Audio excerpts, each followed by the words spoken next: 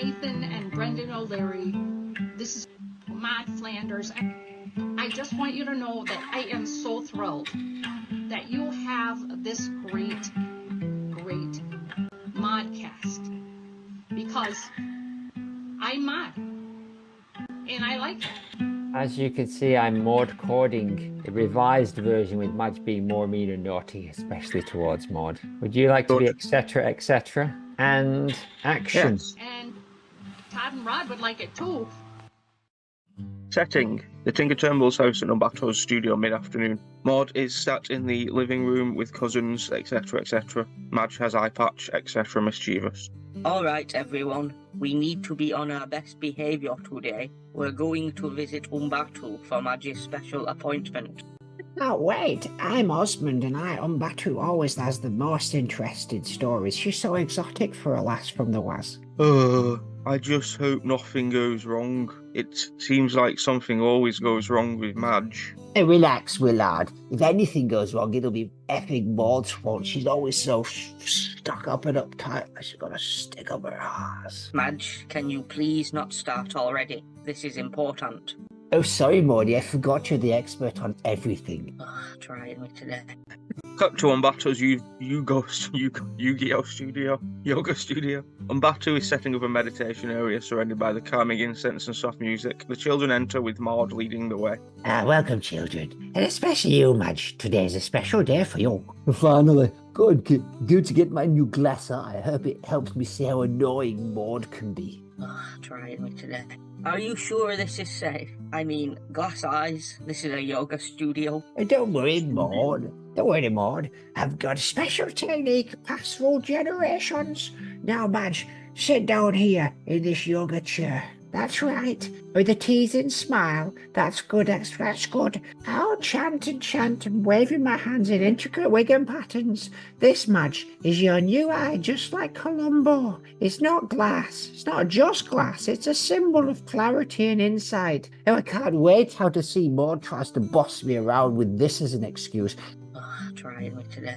Maybe I'll have a better view of her rules. Maybe her arse as she leaves. Oh, shiny. Ooh. What if it doesn't fit? I'm sure it'll fit, just like Maud's attempt at being a big bossy cousin. That doesn't even make sense. I'm going to put... Listen, love, I'm just going to put a glass eye into your socket. Oh, now I can see Maud's face much more delightful now. Ooh, how delightful. How does it feel, Madge? I feel like I can see everything more clearly, even Maud's ostentatious over-the-top attitude. Trying me today. Thank you, Umbatu. This really means a lot to us. Yes, remember, children, it's not just about seeing with your eyes, but with your heart and your mind. Oh, what's this, the guinea pig? Oh, my goodness.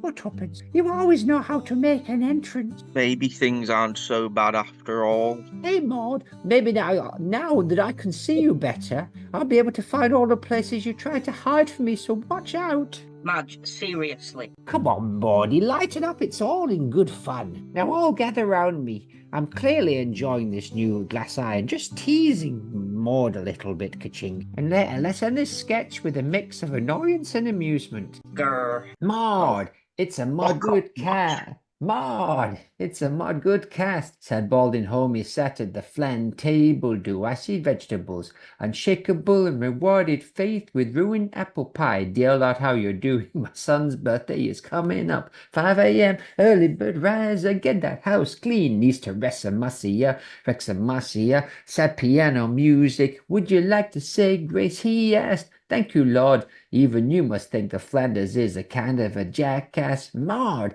it's a Maude good cast. Season 2, BBQ victuals I'd rather just eat, he says glumly. Todd shock, no grace, he says. Probably not a pharmacist. Next door, supportive wife and mother, and an infernal tempest of madness. Even you must think Flanders is kind of a jackass. We've already done that. Sad Balding Homie sat at the flan table.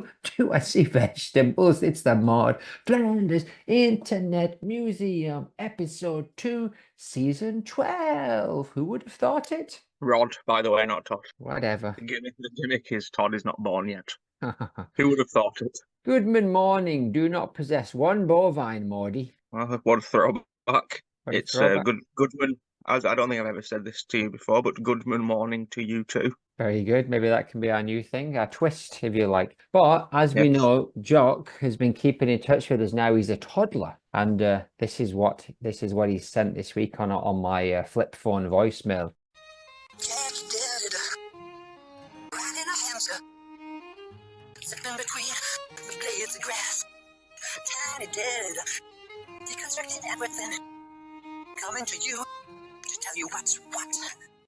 I all dreamed the pen would be a syringe, but lately I worry about the dark forces influencing the exhibits at the museum. Oh, that's ominous, isn't it? It doesn't quite make a lot of sense, but No, all that is quite ominous. The last three I got were just about the Wiggles and Bluey, though, so it's nice. It's a nice change. very good. All hail corporate Correct. imperialism. Imperialism. Yeah. Yeah. Well, here we are. We're all in space heaven. Just Mr. Sweetman, although you're quite whiny, aren't you? Yes, I'm just too sweet for Mantown and too manly for Sweet Town. Socrates, who, spoiler alert, will explode later in this sketch. Nathan and What? Brendan, me, Rod Hobgoblin, and Truth Frog, who will, spoiler alert, take on the name Todd Truth Frog later, just to make What? his appearance make sense. There'll be some winking and another reference to that Jack Nicholson scene. Hey everyone, welcome to I'm Jeff Jesus Space Rabbi, as you well know. I'm wearing an extravagant spacesuit with gold accents, and he was my assistant, Professional Marmoset. Welcome to Space Heaven. I hope you've all been good boys and girls, boys. Okay, I'm Jeff, your Space Jesus for the day. Please no assistants, autographed assistants, and this is my assistant, Beef Professional. Greetings. Please follow Jeff's instructions. Well, who are you, young man? You're looking disheveled and whiny, and you're muttering to yourself. But I like your friend. He looks very wise, but in an odd outfit. And Nathan and Brendan, my employees, of course, and Rod Hobgoblin and a stinky old smelly frog who I may or may not have met. Oh, I'm You too hosted sweet. the 100th episode special. Things go fast up here in Space Jesus Town. If you don't stop and look around every once in 100 episodes, you might just miss them. Oh, I'm too In sweet Space from... Jesus. What's that? Sorry, What's you said that? in Space Jesus. I'm too Space Heaven. I'm too sweet for Mantown, and I'm too manly for Sweet Town. Why can't I catch a break? To explode or not to explode. That is the...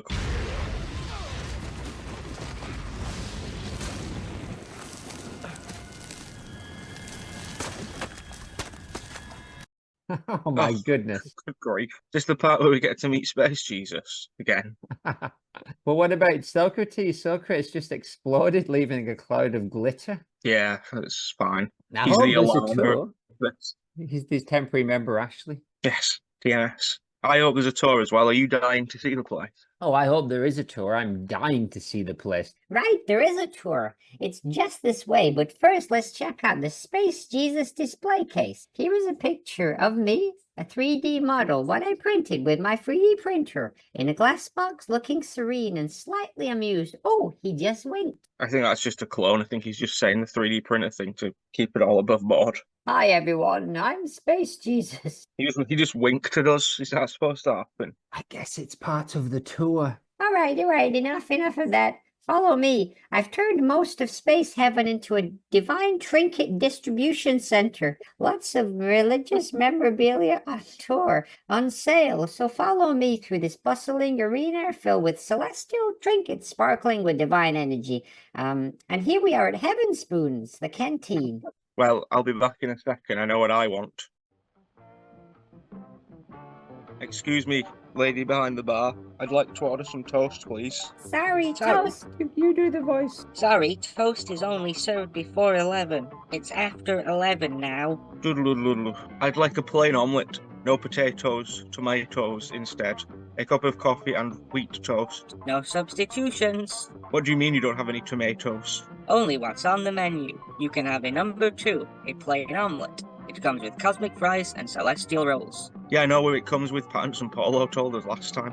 but it's not what I want. Well, I'll come back when you make up your mind. Wait a minute. I have made up my mind. I'd like a plain omelette, no potatoes on the plate, a cup of coffee, and a side order of wheat toast. I'm sorry, we don't have any side orders of toast. I'll give you an English muffin or a coffee roll. What do you mean you don't have any side orders of toast? You make sandwiches, don't you? Would you like to talk to the Jeff manager? You got bread and a toaster of some kind. I don't make the rules. Well, actually, I do. I ban substitutions because of the dogs. The dogs? Yes, the dogs. They used to beg for food, messing up the divine order. So, no substitutions, no exceptions. Space Jesus Jeff decreed it.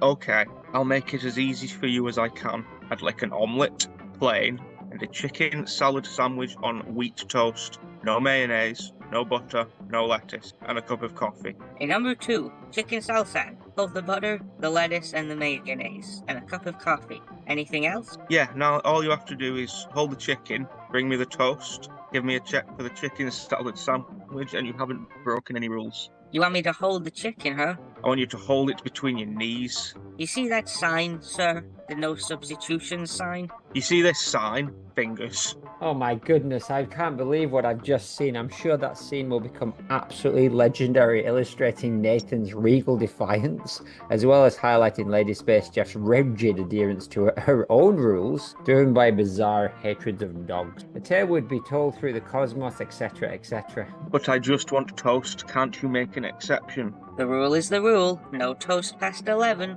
This is just like that scene, five easy pieces. I only want a simple order, but no one will accommodate. Here's Johnny. I don't know what you're talking about, but the answer is no. Maybe we should get some divine snacks instead. I am Todd Tooth Frog. The truth is, you won't get toast shit.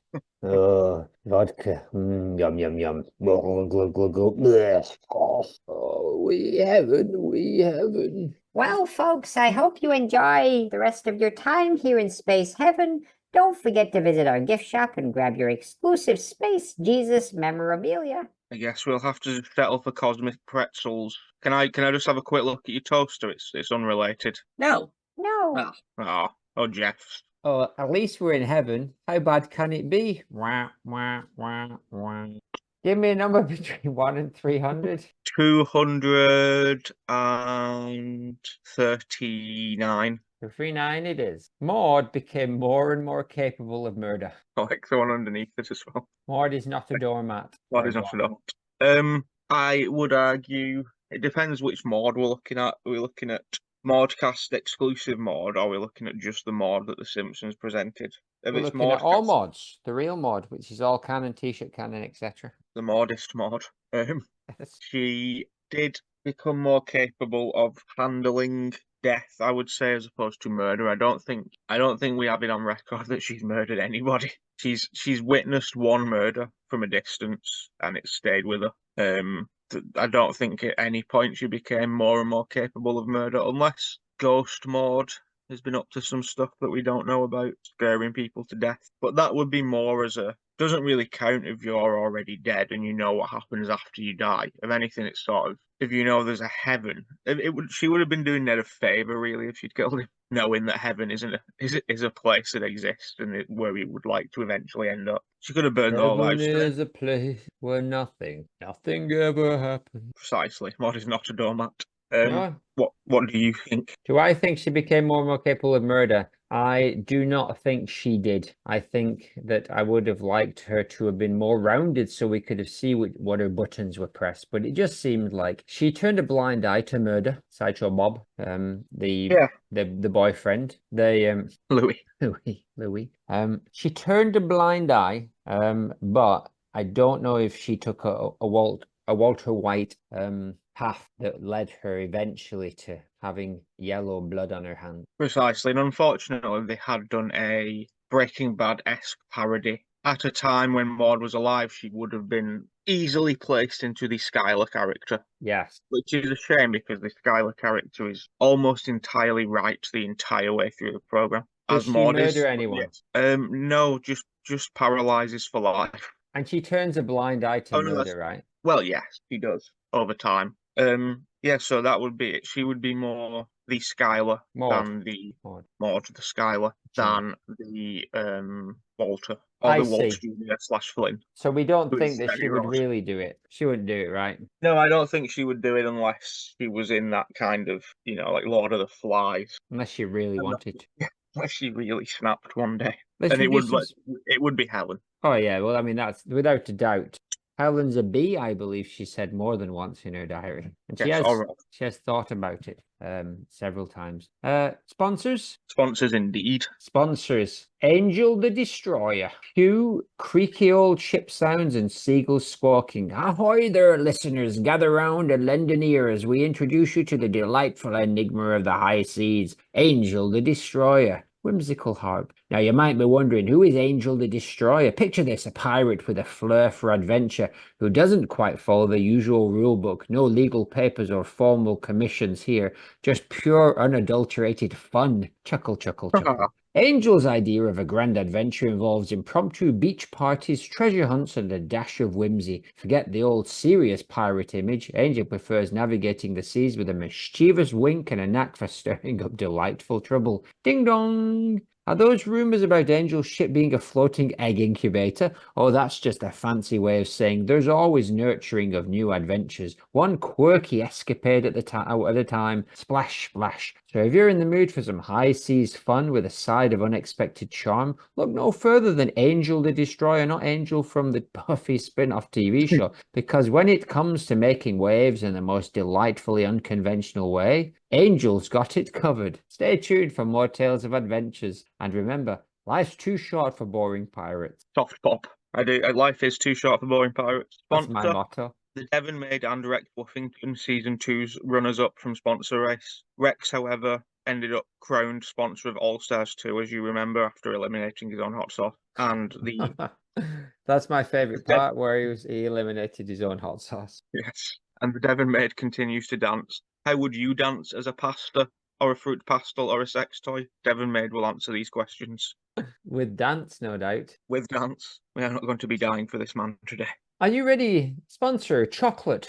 90s girl band. Are you ready for the same old 90s girl band nostalgia? Well, no, thank you. Get ready for something dark, mysterious, and utterly unconventional. Meet Chocolate. Forget the sugar and spice. We're bringing the bold and the bizarre. Chocolate is the avant-garde sensation that's taking the music world by storm. Enigmatic characters Francine Piper, Alison Parker, Amanda White, and Sierra Silver. Realize.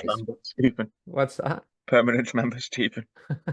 And clip of Realize by Chocolate. Edgy industrial beats. Realize we're the shadows in your mind. Open up your eyes. And permanent member Ash. They're not here to play nice. They're here to revolutionize. Sound of electric guitar riff. Chocolate is like nothing you've ever heard before. Dive deep into the twisted history of this enigmatic band in the upcoming biography by the one and only Mickey Foucault. From the underground music scene to the limelight. Discover how these girls turn the music scene upside down. And Michelle Foucault, they didn't just change the game, they rewrote the rules. Get ready to realize the power of chocolate. Grab their new single, immerse yourself in their story, and experience music that's anything but ordinary. Realize by Chocolate playing again a second time, intense and gripping. Realize it's a chocolate's time. We're redefining our rise. And don't miss out the most captivating comeback of the century. Chocolate is here to change your world. Available wherever you stream your music and catch the biopic in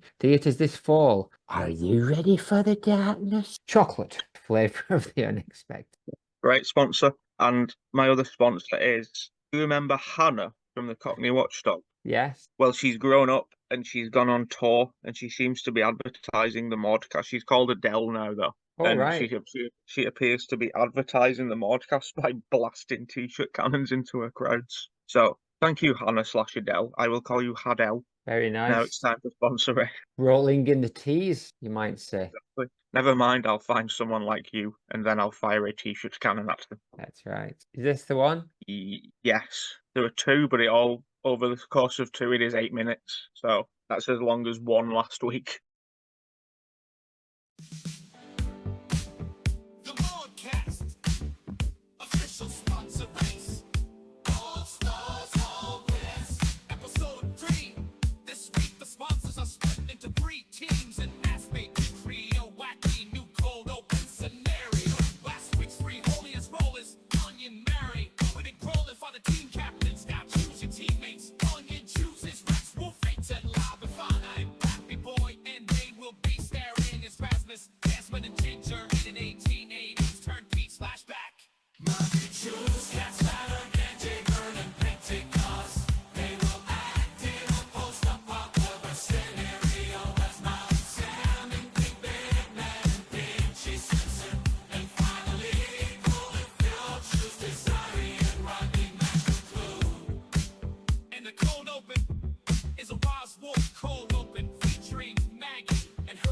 children, saxophone and Buddha Boo. Jesus Christ. Good luck, sponsorinos. And in many ways, Maude Flanders was a supporting player in our lives. She didn't grab our attention with memorable catchphrases or comical accents, but whether you noticed her or not, Maude was always there, and we thought she always would be, and don't fuck it up. Can I get an amen? And the results are in the winning team. It's Team Murray Lloyd. Congratulations, Murray, Captain Slag, KVP 706. You have all received Maude Max. Now fan ball against each other to the song. That song those cats sang in the Crusher advert in the late 1990s. The winner is Jay Vernon, Pentecost, and he chooses to give the t-shirt can and knock chop, top, top to Happy Boy, Rob Peps, Nando's, Hot Lines, Peppers, take it away, content the rest.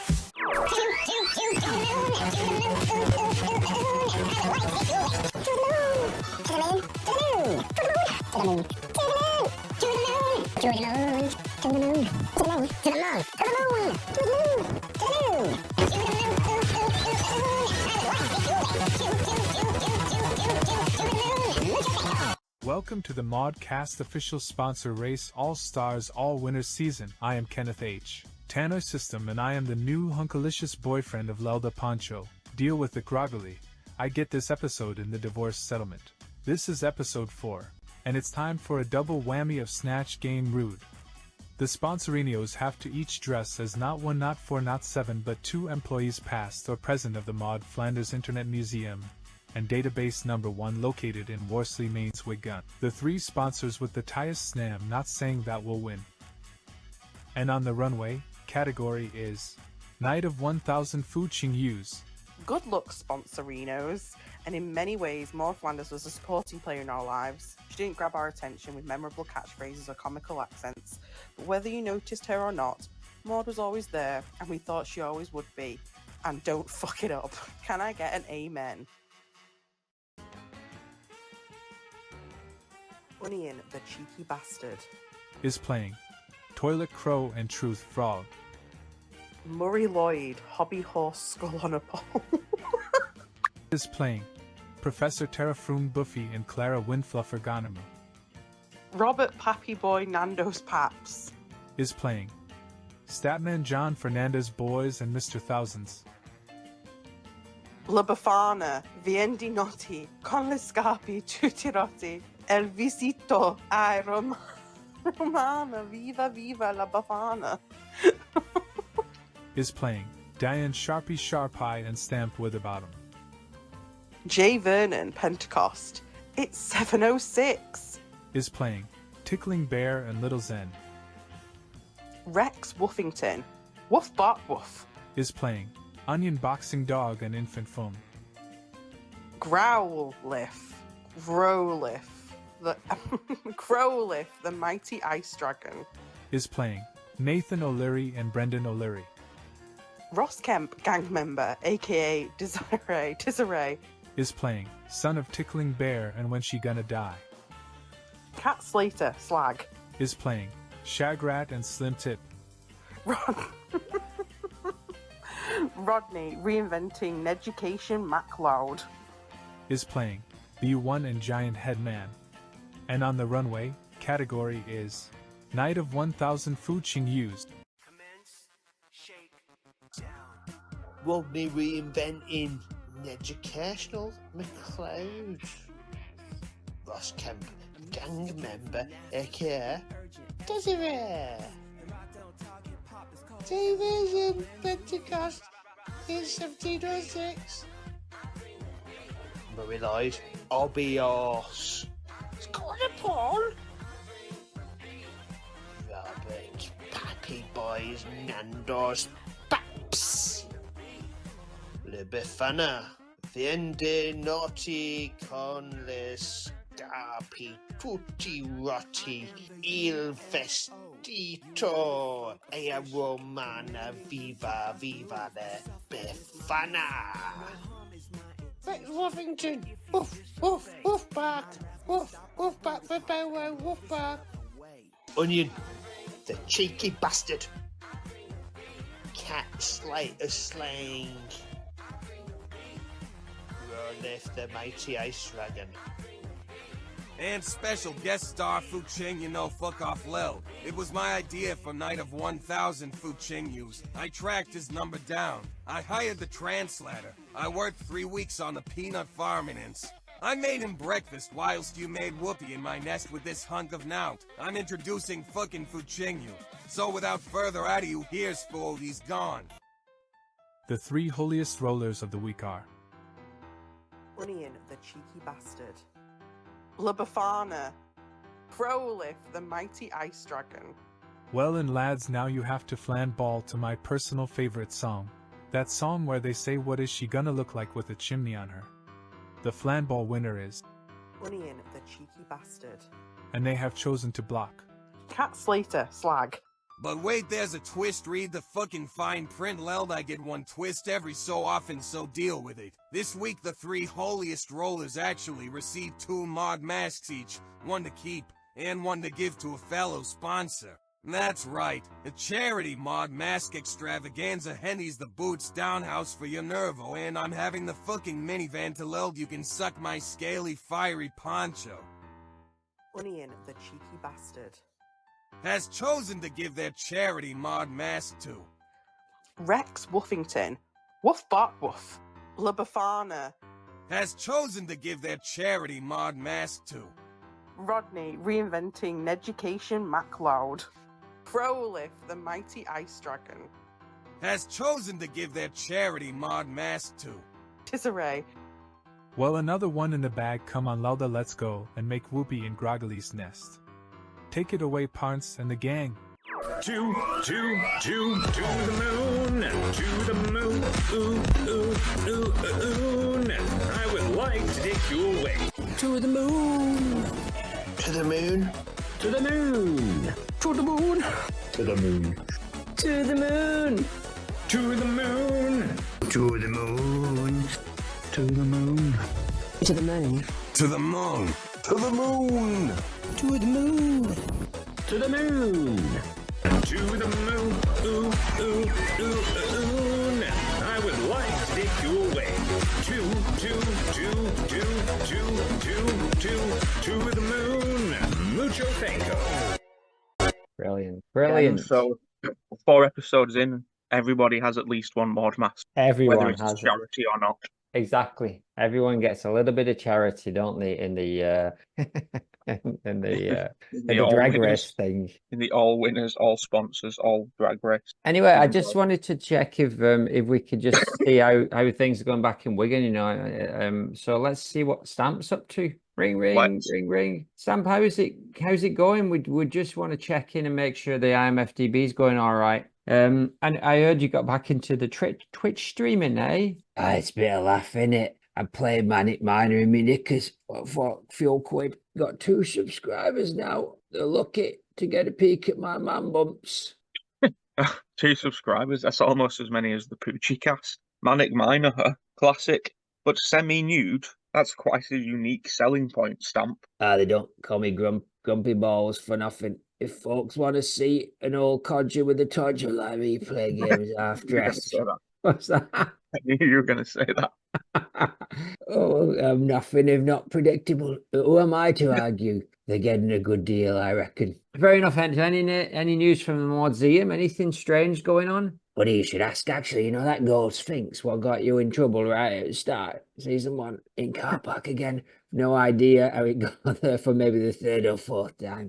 The Gold Sphinx, didn't that disappear months ago? How's it just turned up again, even though you just told me you don't know? It beats me. 1 minute it's gone, next minute it's back like it never left. I think it's got something to do with the weird vibes that are going on around this place. Weird vibes? You mean like demonic stuff? Sounds like more to the museum than we thought. I didn't mention demons specifically. That's quite an assumption to jump through. Although, granted, you have just given the place to a demonically possessed cow. But anyway, you're telling me. I just hope whatever is behind it doesn't mess with my streaming. Now I've got a dangle. Got a show to run. Bye, boys. I don't know if you've both forgotten, but there's quite literally a hellmouth underneath our museum. That's probably something to do with the vibes. He's gone, but I was expecting that things would be quiet there with us not there causing trouble and you know that sweet if somewhat demonically possessed family. Jock's also got covered in all of the evil trinkets as well, isn't he? So, Oh, Jock, he's probably done oh. that to himself for attention. That was probably the nicest Stamp's ever been to us. Yeah, I guess he's probably happy these days at not having us around and having his Twitch streams back up and running. Well, I've noticed that Stamp was always happiest when he was Twitch streaming. For those few months when he was a billionaire, it was the highlight of his life was when he bought the Maud Museum and under the guise of Isabella Rossellini, I believe. Yeah. He eventually did end up living it with us in our shopping trolley, I believe, just before Jeff arrived. Yeah, I believe he lost all his money somewhere. Probably some kind of scheme, Ponzi or otherwise. Ponzi, Yeah, not Ponzi. it's not clear what kind of Ponzi scheme he was involved in. Some kind of pyramid Ponzi. But enough of that. Shall we get to some content? Yes, wait, let's do that. It feels like we're at content much sooner, but we're not. It is 40 minutes, but I did go off and have a wee, so maybe there is that. That and the 9.5 sponsor X minutes. Do you want to give the good people some context for this content? Sure, we're carrying on from last week. We didn't mention either last time. It's episode 700. This. Oh, okay. It's the 7. All of these things, it's fun. I went back after last week saying what Mauldcast episode would have been on at the time of this. I went back and listened, and there's essentially the episode where we're talking about Kirk and Luann's divorce. Almost like half of the episode into we just keep going back to the episode 700, having just been on the revelations and stuff. So I've added a little bit of it into 12E1. Oh, good. But there's quite a lot of stuff here. There's quite a lot of excitement afoot. Recycling our material. Yeah. Season 12, it's all good for that, basically. Season 32, episode 16, Manger Things. Sad, balding homie is sat at the flan table. Do I see damn vegetables, I say? Neddy is concentrating. Maude is pregnantly looking on. Tiny Todd, his hands are clasped ready to pray. Sad piano music. Poor fellow. I know what'll cheer him up, says Ned. Reaches out hand. Maude has not moved. Homer, would you like to say grace? I'd rather just eat, he says glumly. Tiny Tim is shocked. Todd, ka-ching. No grace? Then I'm gonna let my hair grow naturally, says in a very, very poor reference. He shakes his head and it pops into the devil's curls. Ned smiles. Homer, please, Flanders begs like a peasant. Homer, the Lord until we're all... You honor the Lord until we're all bored. Is Maud seething, I say. Homer sighs and starts with his same conversational praying to God style they've done now 100 times. Dear Lord, how are you doing? It's my son's birthday coming up. I hear your son. I hear your son's birthday is coming up. Oh, he's with his mother, you say. He did get a laugh at me with that one. Oh, that's too bad, Homer opens one eye. Maude is ducky pouting in a way to express disappointment with all this shit. Neddy, Shall I pause there and do it a bit at a time? Please do. It's very rich. This is the heftiest, and I'll say it right here, right now. This is one of my favourite Maude scenes. She does not come off good. She does not, but she comes off as a character in a TV show, which is great. Not just a woman stirring in the background, up the back of her head. Finally, a trait. I'll take a trait, a Helen-esque trait. I'll take the time now to tell you once again that is Rod in the plot of the episode is that Todd is being born. What did I say? Rod. No. Ka-ching. You called him Todd throughout. He does have the devil's hair, though. That's what threw me off. He does also, confusingly, one of my notes was it doesn't sound like Rod, it does sound like Todd. That's why. I mean, that's why I got caught out, isn't it? Sure. We're only 115 episodes in. There's no point knowing the age of the boys. Rod and or something. their names. TNR. TNFNR. Yeah, so the setup is Homer is staying with them because Marge and the family have kicked him out for... We know that. We know that. We did that last week. Oh, yeah, sorry. Don't make it easy for these clowns.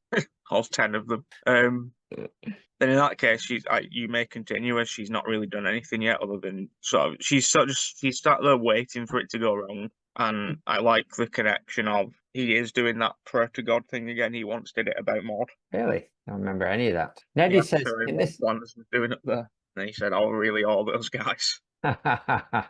Neddy says, no, in this house, grace is personal, pious, and at least 500 words. Fine, says Homie. Closes his eyes. Thank you, Lord, for my wonderful home, which I am not in. I did get it. This bit did make me laugh. And my beautiful family, as he starts to break down who I cannot see. I mean, Flanders is great and all, but even you must think he's the kind of jackass. Obvious, but yes, he got a laugh out of me. Todd rudely interrupts prayer. I mean, Rod rudely interrupts the prayer by saying, "What's a jackass?" Somehow making it worse. Neddy jumps in. It's a silly person, Roddy. Daddy, you're a jackass, says Toddy. I mean, Roddy. What can most...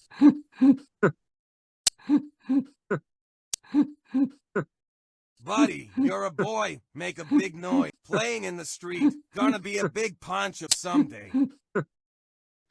Daddy, you're a jackass, says Rod. What can Maud's face be doing? Sheesh the mouth on that kid, says Homer, and then we see the Maud rage. Ned, that man has got to go. Ned, that man has got to go. I'll cut in there. That's she's back in full Roswell. This scene must have done it for her in terms of the voice. That she's got the nasally and she's got the Midwestern accent, as she told us about in person, kind of over the internet.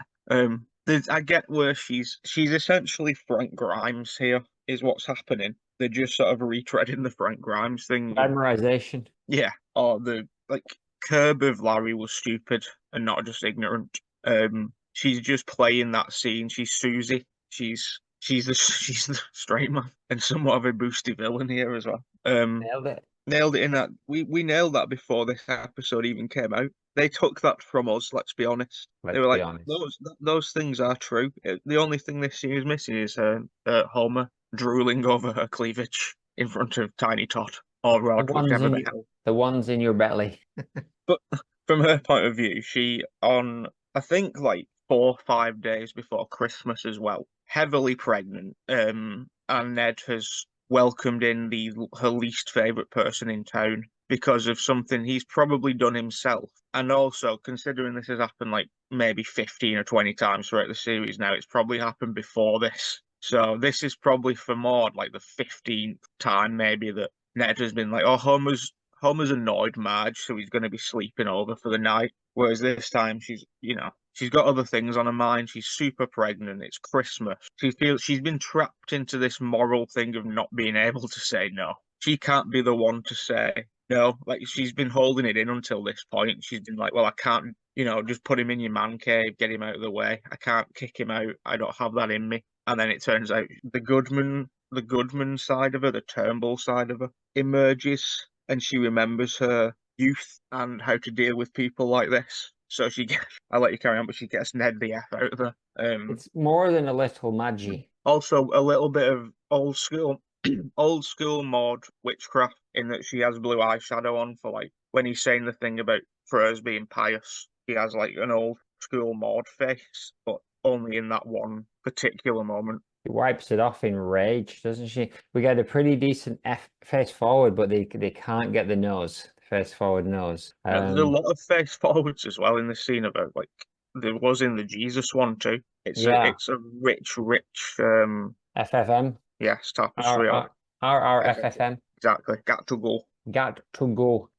She doesn't want to say in front of Neddy though, does she? So well, she has just said it to him, but she doesn't want. She wants Ned. She's still wanting Ned to deal with it. Yes. We can't turn the water off sometime in need. We can't turn away someone in need right before Christmas. Maude is not coming off good in this bit. What? I can't criticize a heavily pregnant woman. The funny thing is that that clip of Larry David on the treadmill next to the heavily pregnant woman where he tells her she's not allowed to run. Have you seen that one? I don't think so. And then Susie does turn up and says, "You don't get to mansplain pregnancy to my friend," which is quite funny and good timing. You're right. I forgot my Christian values, says Maude. Can you please go get our guest some Christian candy? I have never heard her say so many words in one scene before. This has to be the scene where she says more than any other in the history of the show. Exactly. And at this point, we were like a year in. so it was chaos to me. You'll be able to hear it if you go back now and listen to that episode. You'll understand my excitement, as Sheer this was terror. just fresh off the boat content straight into our ears, not just our eyes, our ears. But I said the last 4 big Maudes have all sort of had more dialogue for her than when she was alive. The one where she's like haunting Bart, Yeah, Flan Canyon one, yeah, and the Todd Dream like Christmas one. yeah. Maybe not so much that one, but this one, yeah, she's just sort of a character in a scene, and I have no idea what made them decide to do this for episode 700. I don't know if it was just a sense of let's go back, let's see, like, yeah, let's make it feel like it's an early season. And one of the key ways of doing that is to bring back Maud Flanders. Would they have done this in like season 7 or 8? Yeah, but it would have been interesting if they had done it in season 7 or 8 and they had her have a third child. Would have been more interesting because that was the season they were exploring the permanent changes onwards and stuff. So we never really discussed that idea. Instead of killing her, what if the change was that she had a third child? And Have yeah, we this ever story I discussed it think would because it's your idea that you just thought of? yes, that could be why. But it's fun that things are still coming up this late in the day, Mr. Sweetman. What if she had a third child? We've never actually probably considered that, although it almost certainly we've talked about it like a bunch of times. Yes, Rod, Todd, and Ruchi. Nod. Yes, Roy. Nod. Nod Junior, Shabadoo. Nod. Nod Junior Shabadoo. Oh my goodness, where do we come up with these things? Oh, chatbot. But yeah, I think I could see it sliding into an earlier season. It's just that I don't think they would have used Ned and Maud if it was that, because No? they at that point they understand. Hold on a minute. I'd like a plain omelet, no potatoes, tomatoes instead, a cup of coffee, and wheat toast. No substitutions. I'm sorry, please continue. No substitutions. Yeah, I fully agree with. I don't think we've ever heard her speak this much about something that is of her own opinion and not just her saying something like, "Oh, Ned, you're okay. You need to go to the post office today." They've done the burlesque episode now, and Maud was alive. This is what she would have been like. She would have been way more Maud. No, Faith Flanders is terrible. Ford. Faith Flanders is brilliant. Faith Flanders is actually perfect. It's exactly what they would have done in season like 9. If the Flanders are the third child, the character would embody the same wholesome, overly religious traits, but with a unique twist, i.e. she's a girl.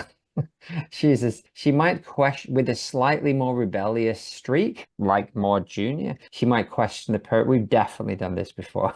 A layer of conflict to the Flanders household. Despite this, her rebellion will be mild compared to the average Springfield child. Perhaps she listened to slightly more modern Christian music, or has fondness for cartoons that aren't strictly educational. Maud, Billy the Bear, whatever it was called, Donkey the Goat. Yeah, no, I would have liked if they'd done it and had a baby, like baby with the one eyebrow type baby. Yeah. I would have enjoyed that. I would have enjoyed it too. Not a lot, but I would have liked it. So Could Ned have called her Sod, little Sod Flanders, and then they all shake the fist at her. No, you wouldn't want to make her too naughty. I think that would be she. I think that having her slightly rebellious, but then sometimes very rebellious, but mostly slightly, like the anti-Lisa. Yeah, you wouldn't want it to be too funny. Heaven forbid.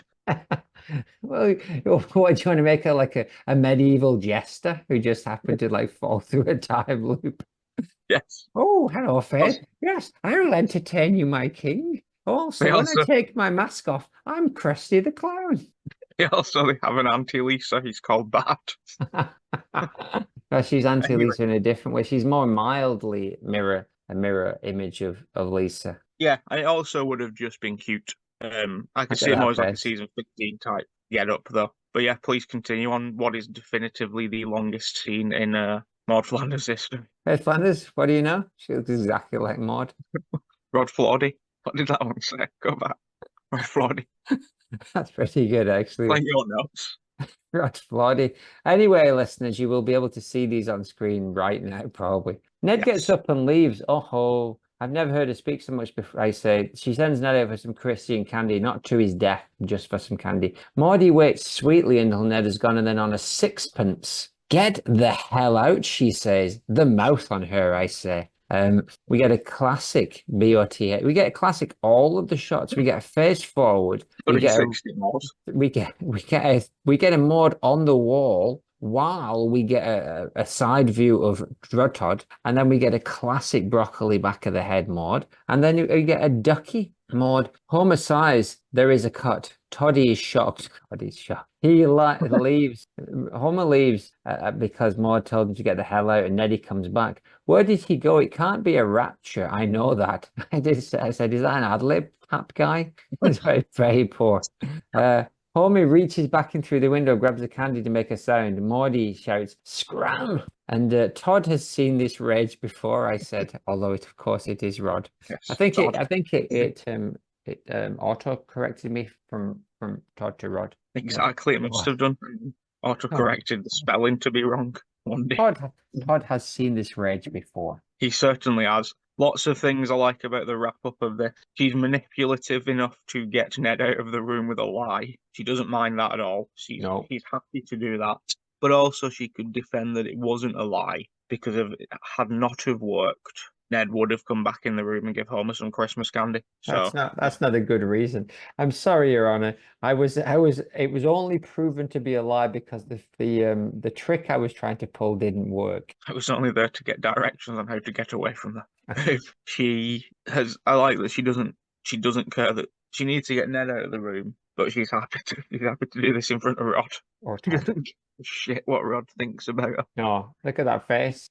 He's If anything, yeah, it was probably a calculated decision and thought, actually, no, let's keep Rod in the room so he can see not to, play any games with me. exactly not to say that rude word. Make sure he doesn't become Todd Goodman rude. Exactly. John Goodman, Scrooged. I do like that she also just, by the end of the scene, Will just shout in front of Ned because she shouts "scram." Yeah, Ned's seen this all before. She just, for whatever reason, I think she didn't want to make a Christmas scene, so she was kind of like, okay, why don't you leave while I take care of this jackass? And she did immediately get out. This is the kind of person that does not seem like they need to go to a Bible camp to learn to be more judgmental. This is a person who seems like they have oodles of judgment. The "get the hell out" is one of probably, it's in the top 3 Roswell Maude line deliveries, I would say. Oh yeah, especially up with that one about when Ned plays a biker. Yes. Oh yeah, that wasn't her, but sure. It's one of the 3 episodes that Maggie Roswell didn't voice Maude. Clip 2. So I was so amazed because there's not a lot of clips left at this point, and we were like 90% into the video before the clip 2 emerged. Clip 2, same ish. I thought I'd just done it as a 1-clip episode, and I considered taking 2 and 3 out because it was probably a longer scene, but then I just left them in. Yeah, because we've got, heaven forbid we talk about content for more than 15 minutes of the 90-minute episode. I have on 12E1, it's about 38 minutes in, but it's entirely my fault because we started sponsor race at about 19 minutes in. Hey, there's nothing wrong with a good, long, extended sponsor race. If people don't want to listen to it, there's plenty of other Rogan-based podcasts that they can go and indulge themselves in. Exactly. Homie, clip 2. Homie is glumly in the kitchen of some house. Is that his own? Oh, the contractions, shouts Maude off screen. Who would have thought it that we would have had Roswell screaming about her contractions at any point? If you're going to put that one about get the hell out in their top 3, surely all the contractions has got to be up there. It is good. It's strange that she would shout the word contraction. I did think that. Explanation. She does have the accent. Considering she's only saying "ooh, contraction," she's still keeping the Maudiness of the voice. I think there is some humor in if she hadn't shouted contractions, because that's quite a suggestive squeal that she lets out before she explained that it's the contractions. That is true. Given that she was Homer himself as a character, because he's supposed to be played as quite silly, quite dumb. Wouldn't have realised. I think us as an audience, having seen her pregnant, would have clocked on. Put 3 and 3 together. I have no issue with them spelling it out for us because it's over the top. It's why would this woman shout the word contraction?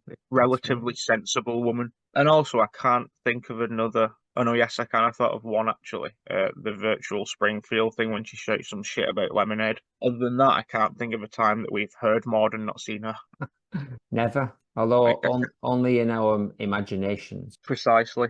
I cannot think of another off-screen Maud line to Neddy. Oh no, sorry. Yes, I'm panicking, Neddy. I can't work the knob. Is another one. That's good. But she's only slightly off screen. She's actually on screen. We just can't see because there's a door in between them. And a wall and two gardens. Whose kitchen is he glumly in the kitchen of? Whose house?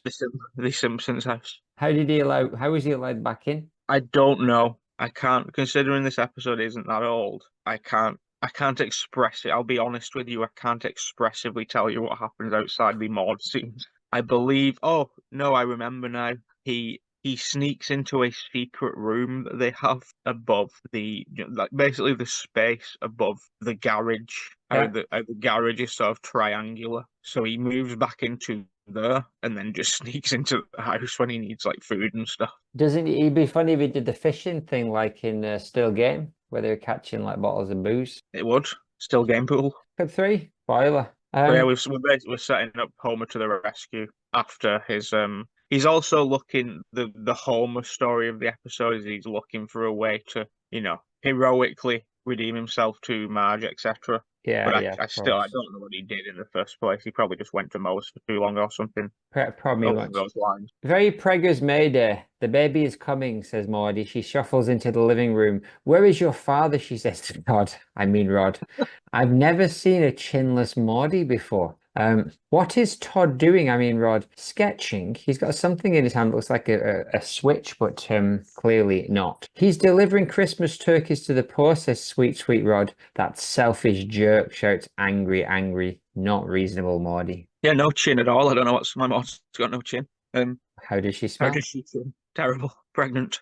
It's a weird choice. It's like, considering it's all computer animated sort of stuff now, I like that we still get the weird angles when they turn. I like that that's still a thing. If anything, there's more of them because they draw probably every single frame as opposed to, like 2-3 frames being the same and then changing it. Yeah. Another great Maud line, that selfish jerk. Another sort of obnoxious. That's a good one. Another obnoxious. Like, she knows that's not selfish, but I'm still defending her, that particularly in clip 1, that she did absolutely nothing wrong and she was well within her reasoning to do what she did. And here I also think it would be somewhat reasonable if you're at the point where your contractions are just, like, she's due any day. She said in clip last week, she's due any day.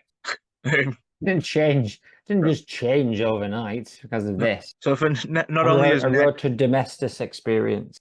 Precisely. But where's Ned gone again? He's gone giving out Christmas turkeys to the poor. Oh, that's the one, yeah. So not only has he gone doing that, he hasn't taken Rod with him. So he's left. Todd. And it's possible Todd Kaching Rod. It's possible he is playing a Switch as well, because next week's clips are obviously this episode also. I think next week is the wrap up of this. I can't remember. Right. But there is references to YouTube, so we're back in that. Once they did that 90s show episode, they just stopped giving a shit about it being set at a specific time, and someone, etc. Like, I believe they've got one coming up where like Grandpa is like a sleuth in the 80s, so he's supposed to be like not young, but in his 40s in like the 80s. When in reality his grandpa's age in the 80s. So they just sort of stopped. So they know that this episode is set 8 years in the past. We're back to what year is this? Are you disappointed by that? You would have liked them to be just a little bit more. Yeah, I don't think anybody across the board, unless they're bringing in like thousands of new young fans, I don't think is the case. Hundreds. I don't think anybody would have cared if they kept them the same age, but also kept the past like 40 years ago. I don't think anybody would have cared. No. They should. If they're doing 8 years ago, they should do it 8 years before episode 1, not 8 years from the current episode. But it's not. Other than the YouTube thing, it's not that distracting. If they took that little bit of it out, which we'll come to anyway. It seems unusual that she's wearing like a belt across her, like she's sort of corseted. Whereas I think you'd have to if you were wearing but she seems to be wearing some kind of like medical gown, but it doesn't have it just disappears into the belt. Yeah, I thought it was just sort of like a big flowy like maternity dress, like maybe like akin to Homer's muumuu. Oh yeah. She appears to have wrapped it up. you know, she's got her reasons. We don't know. We're not going to know everything. We're not. That's the beauty of this. Every time I see her as well, they're like, if you look at that, she's got brown hair, Yes. but she doesn't. It's strange. Strange how it works next to the orange. No, the yellow ka-ching. All beautiful. What's your opinion on her calling Ned a selfish jerk? Because I don't know if I finished this point, but I somewhat agree. He should not be out doing stuff. If she has no other way of accessing the hospital herself, but she does, she could ring an ambulance, but it's still a bit risky. It's strange. It's in character with Ned to do something for the wider community and not, you know, say, well, I'll privilege my family over these. That would just be selfish on this night, which is why it's good. It's good that they're set it up on like a night where he kind of had to do, like, he's definitely going to be doing something good, and he need a really good reason to cancel. Like, were they expecting the babby? Now, of course, you'd expect the babby on Christmas Day if you were a religious person in a TV show. But in the real Simpsons world, was the baby Jew or not? I think he's Christian, like the rest of the family. No, the baby, she does say in the clip where it might have been last week, where Ned brings home and she says, "Please, Ned, I'm due any day." Yeah, they should have pushed that and said, like, oh, you know, it would have been nice to have a Christmas birth, but I'm guessing mid-January is just as good. Frosty, you know, frosty and cool. And then this would have been like, oh my goodness, it's coming early. And then, you know, but maybe we're overthinking it. Perhaps. I don't know when. I can't remember as well if it's established whether it's definitely not Christmas Day, but I don't know if it's established that, like, you know, it's Christmas Eve or whatever. I or just whether it's assumed it supposed was to be like Christmas Eve. No, I'm pretty sure earlier he says it's Christmas, or maybe he did just say Christmas generally. But yeah, I cannot particularly remember. But I'm a big fan of the content we've looked at today. I think in terms of, yeah. I think it was, if anything, a gift for us specifically. I'd like to see it that way. It's very strange to think we just started, and within a year of us starting, we got a very Maude-centric episode. And now, what, 4 years later, after we've let it marinate and make sense, now we're bringing it out. And who knows, before we even finish this season, they may have presented us with another one. So it's very possible. Post this, it's slim pickings, right? Yeah, we've got another full throttle, at least one. I think two, actually. Sorry, no, I think we've got two more episodes with this episode. Yeah, I might be wrong about that, but then after that, we have just got, like, this is the last time she has done anything of note, really. It's certainly the last time she's delivered line after line, like she's part of the gang.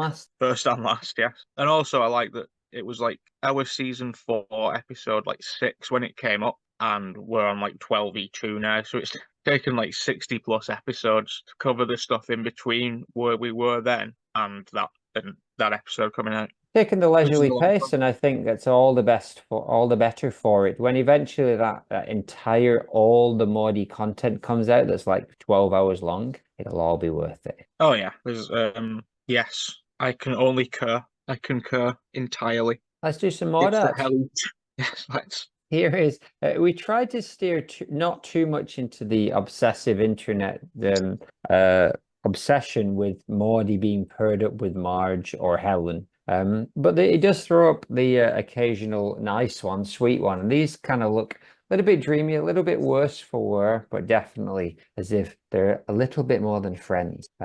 Yeah, very cute. Couldn't get any info other than it's from tumbig.com. Oh yes, Tumbig, a classic.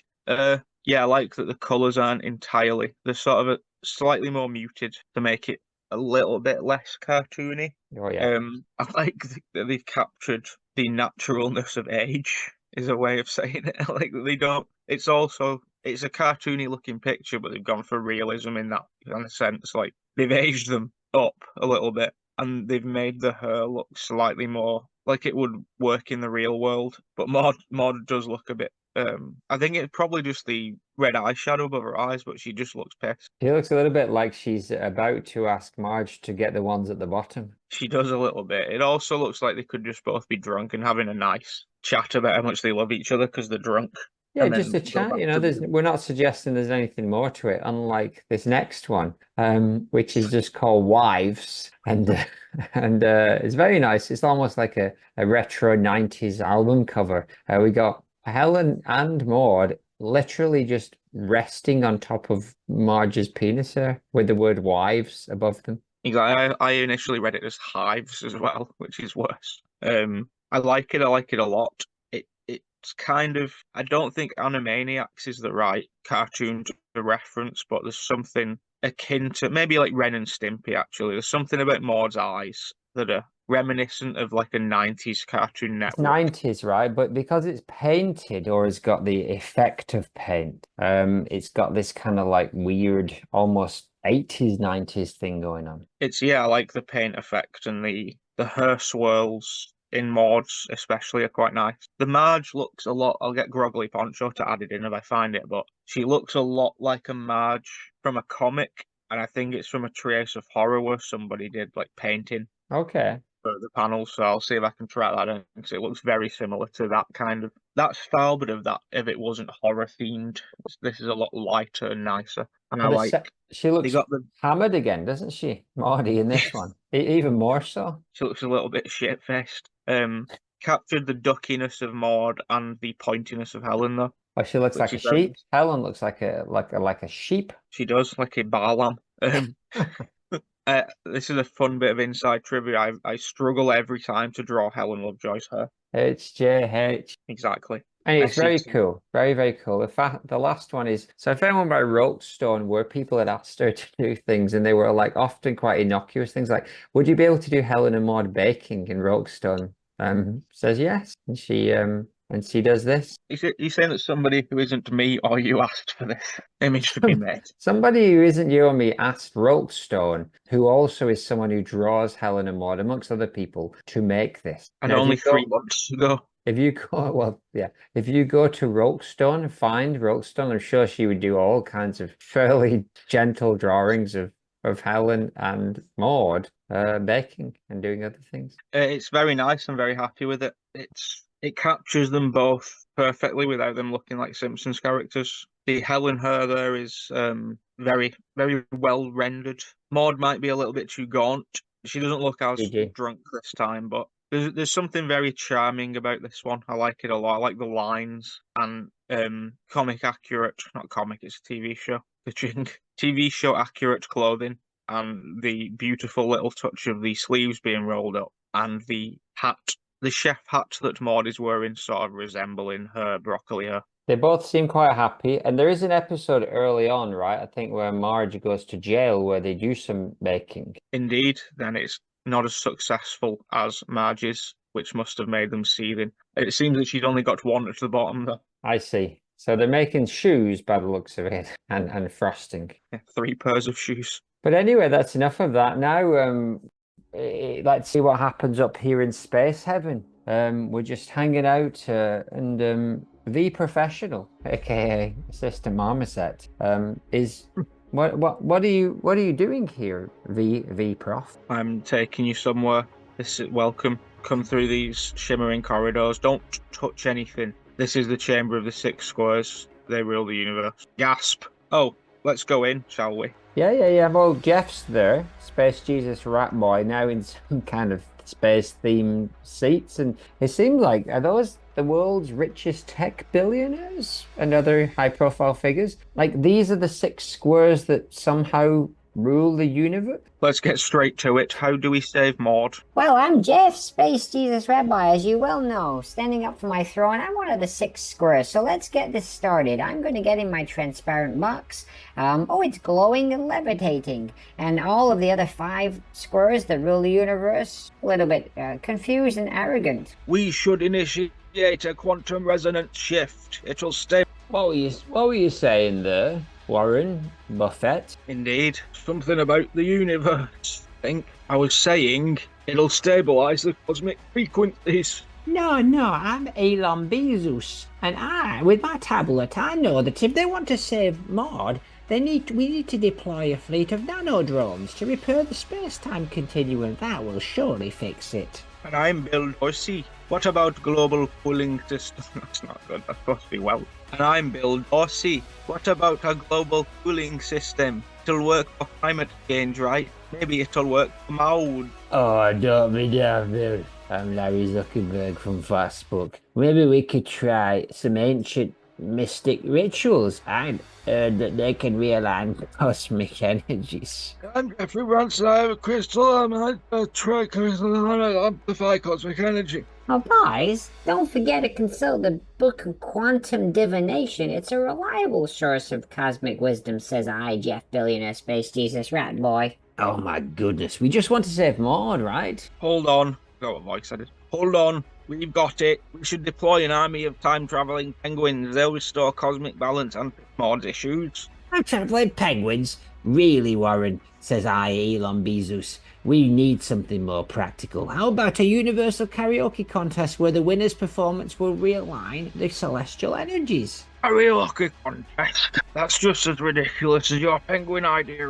Elon. We should focus on anti-gravity dance-off. The right cosmic vibrations from a dance competition might solve the problem. An anti-gravity dance-off, Bill Dorsey? That's absurd. We need to try something more analytical. How about reprogramming the universe's cloud storage? It could fix the malfunction affecting Maude. Reprogramming the cosmic cloud, how quaint. Only thing we have is celestial pie chart analysis will allow us to distribution to figure out a solution. A pie chart? That's brilliant, Jeffrey, because a pie chart will totally solve the cosmic anomalies. Better than dancing or karaoke, Elon. At least it involves data and not just noise and chaos. Penguins are a great idea. They'll bring the cosmic equilibrium we need. Oh my goodness, those are... These 6 lunatics throwing out consistently increasingly outlandish suggestions. It's clear we're not going to get any help here. I think we should just leave.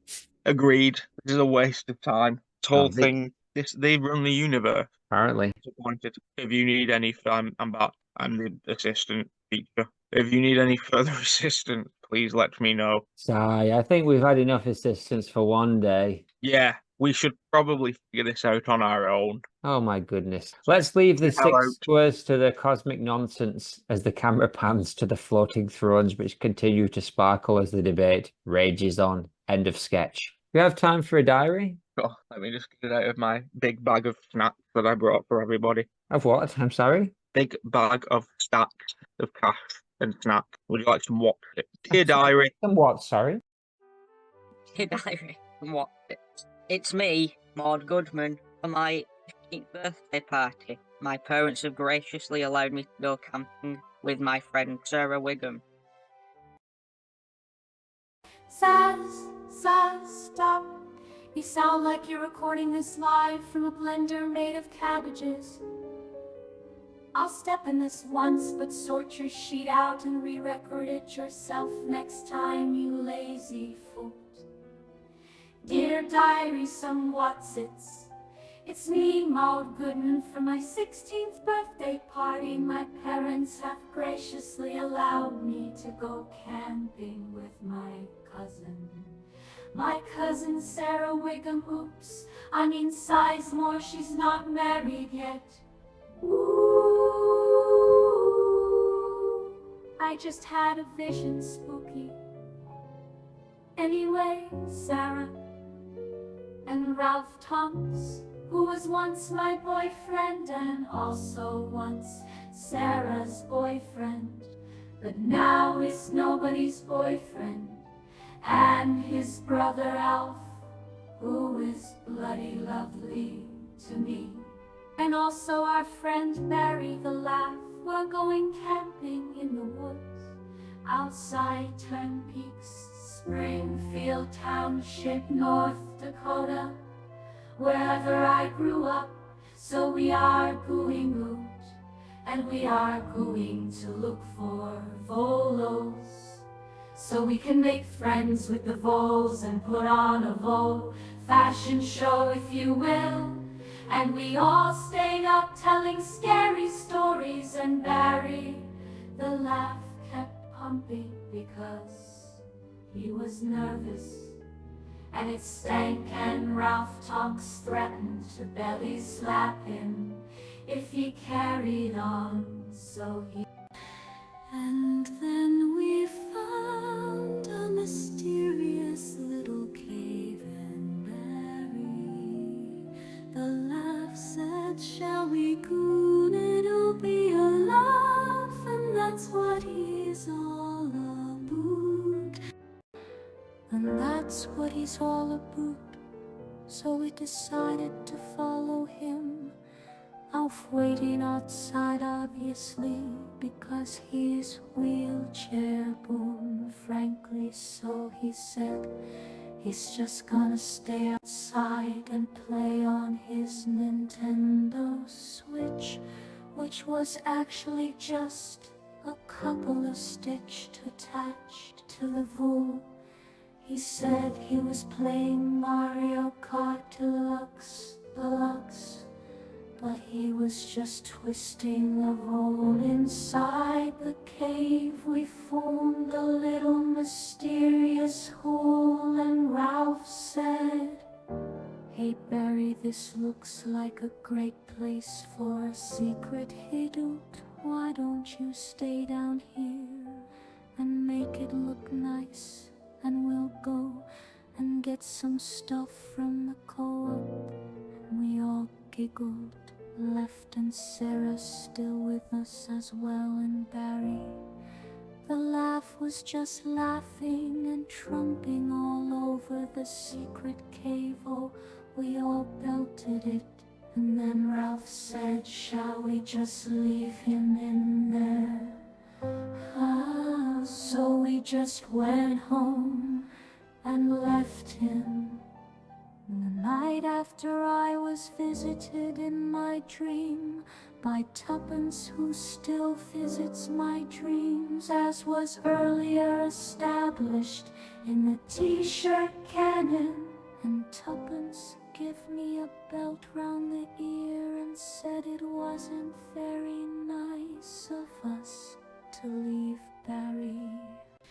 Barry the laugh down there alone, and that he's probably not laughing now.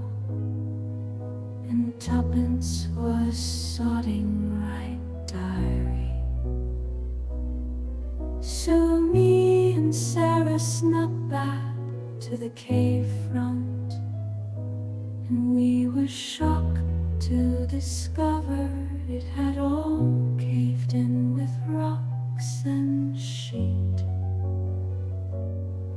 So we went home and told Ralph and Alf, and we swore to keep it a secret forever, until our dying breaths, whether they are from old age, being run over, or accidentally being provoked into purchasing hot dogs, after seeing an unhealthy neighbor wiggle his tatters in your eyeline, only to be knocked from the back of a grandstand by fire.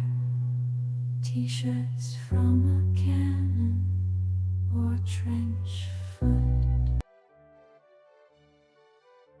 If 30 years later, dear diary, it's me, Maude Flanders, me, Goodman.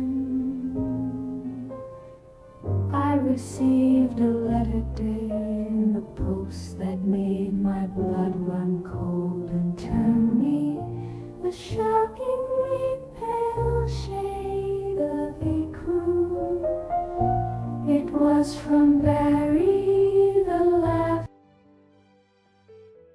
He's getting married, and he wants me in the wedding party. I'm so happy that we went back to the cave out of sheer guilt, and that bad Barry the laugh managed to tune and pooed his way out that cave as we held our roses and tossed the rocks away that day, and forgave us all immediately for our shortcomings. Can you imagine if we killed him? That would be something I definitely wouldn't be able to hold in over the course of 100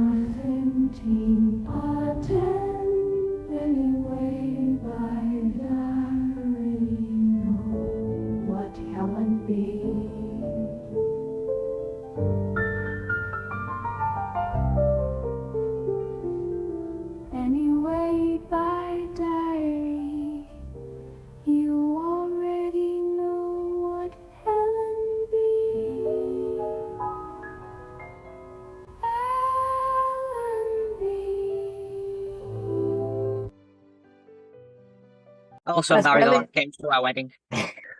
It's very good, Barry the Laugh, actually. I like that character. I hope we see much more of Barry the Laugh. And it's strange that we haven't seen him before in the now we just missed the cold for this season from those people. So but this was like a bit like a cold, wasn't it? It was a bit like a cold. It was a very cold diary with lines all around it. It was, and your internet was delightfully cutting out every maybe third or fourth word to just help us make it was almost like a puzzle. I'll see if I can put it back together with my own voice later, but we'll see. Maybe I'll get the Well- Songbot to say Mongbot. I can't say that.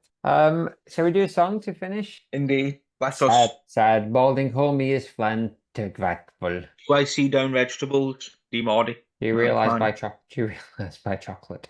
Rubbing my Demordi, grass. poor Fally. Wedge us out, hand. Morty has not my off. I'd rather just eat, he says glumly. Beanie Todd. Then I'm gonna let me Flanders big eek, a peasant. we eyes and start swift his same conversation on Lapre style. Brith dear, so bad. Fully opened OI. Morty is lucky pouting. All the shit. Tinnis house grace, thank you. Find, say, show me.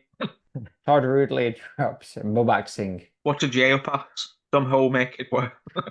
It's still funny. 150 episodes in. Ints as illy person, Roddy. Daddy or Jack says top D. Ned, that man has got to go. Ned, that man has got to you. Got to yo. And turn water some go. Going off goo in this one bit. I forgot my Truidian value. Christian Kennedy. I never heard her speak so much. Get the hell out, the mouth on her one. Is it God of the head to God? There is a cut. Toddy is shocked. Can't be a ratter. I know that. Ad-lib tap guy. He may why reach his back through the window grabber. Scram shouts. Todd has seen this rage before. Homer is glumly in kitchen of. V preggers made it the bay cobbig. Never seen a chinless Morty before. Suggesting. Have you ever seen any music briefly? He's delivering Christmas. Who are you days to the opera say sweet thing? That selfish jerk shouts angry Morty. The end. Yeah. The end. Sonny Bono, etc., etc. Another one in the bag. Another one bites the dust. That's right. Long gone there. That was definitely 100 minutes. Yeah, 100 more. Let's go. Gradually, Poncho walks warily down the street.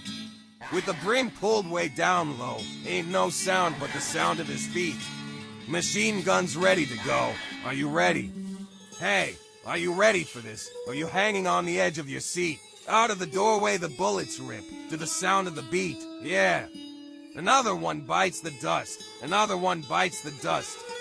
And another one gone. And another one gone. Another one bites the dust, yeah. Hey, I'm gonna get you two. Another one bites the dust. How do you think I'm going to get along without you when you're gone? You took me for everything that I had and kicked me out on my own. Are you happy? Are you satisfied? How long can you stand the heat? Out of the doorway the bullets rip, to the sound of the beat. Look out, another one bites the dust. Another one bites the dust. And another one gone. And another one gone. Another one bites the dust. Hey, I'm gonna get you two. Another one bites the dust. Hey, oh, take it. Bite the dust. Bite the dust. Hey, hey. Another one bites the dust. Another one bites the dust. Oh, another one bites the dust. Hey, hey. Another one bites the dust. Hey, oh, shout. There are plenty of ways that you can hurt a man and bring him to the ground. You can beat him, you can cheat him, you can treat him bad, and leave him when he's down. Yeah, but I'm ready. Yes, I'm ready for you. I'm standing on my own defeat. Out of the doorway the bullets rip, repeating to the sound of the beat. Oh yeah. Another one bites the dust. Another one bites the dust.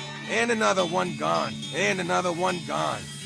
Another one bites the dust. Yeah. Hey, I'm gonna get you two. Another one bites the dust. Shoot out. Yeah. All right.